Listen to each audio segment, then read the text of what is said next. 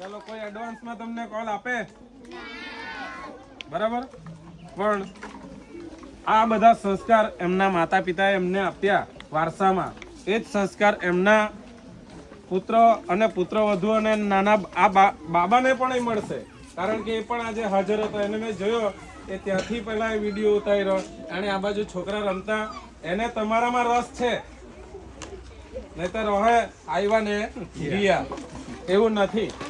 બેન લોકો રૂબરૂ ફરતા હતા બધે, જમતી વખતે તમારે જરૂર શું છે જરૂર શું છે એમ પોતે ફરતા હતા.